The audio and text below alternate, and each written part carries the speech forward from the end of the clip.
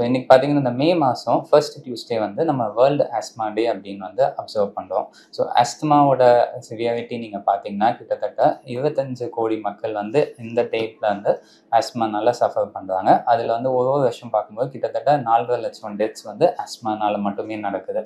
முக்கியமான காரணங்கள் என்ன இந்த டெத்துக்கு அப்படின்னு பார்க்கும்போது வந்து நிறைய பேர் வந்து கரெக்டான ட்ரீட்மெண்ட்டே எடுத்துக்கிறது இல்லை.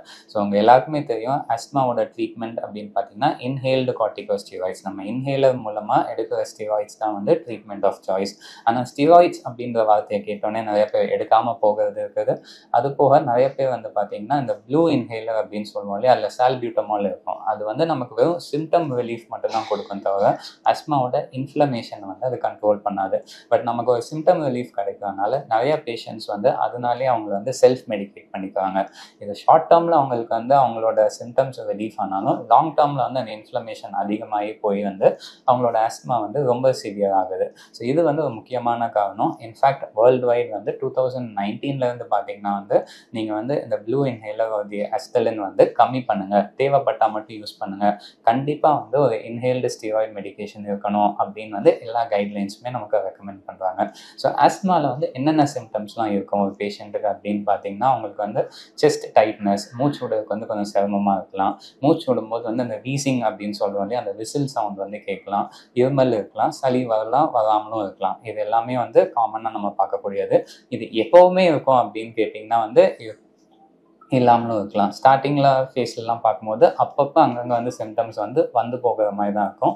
ஒரு பீரியட் ஆஃப் டைம் நம்ம போகும்போது தான் ரொம்ப சிவியர் ஸ்டேஜில் போகும்போது உங்களுக்கு வந்து எப்பயுமே இருக்கிற வந்து பாசிபிலிட்டிஸ் இருக்குது. ஸோ இந்த மாதிரி என்ன சிம்டம்ஸ் இருக்குது உங்களுக்கு அப்படின்னு நீங்கள் ஃபீல் பண்ணிங்கன்னா நீங்கள் வந்து டாக்டரை போய் உடனே செக் பண்ணுங்கள்.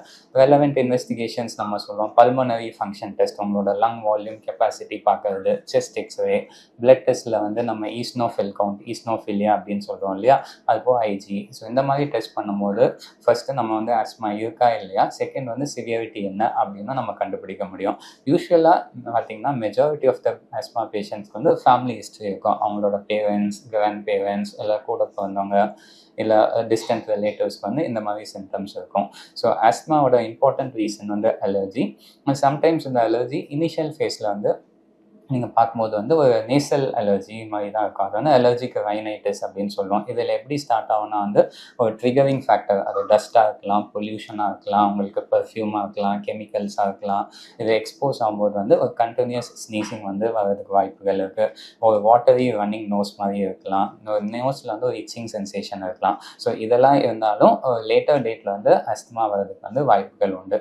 ஸோ சில பேருக்கு வந்து ஸ்கின் அலர்ஜியும் வந்து கூட சேர்ந்துருக்கும். ஸோ இது எல்லாத்துலேயும் பார்க்கும்போது அலர்ஜி வந்து ஒரு டினாமினேட்டர் மாதிரி, அது எந்த ஆர்கனை இன்வால்வ் பண்ணும்போதோ அதுக்கேற்ற மாதிரி சிம்டம்ஸ் வரும். அதை லங் இன்வால்வ் பண்ணி இந்த சிம்டம்ஸ்லாம் காஸ் பண்ணும்போது நம்ம அது வந்து ப்ராங்கியல் ஆஸ்துமா அப்படின்னு வந்து சொல்கிறோம்.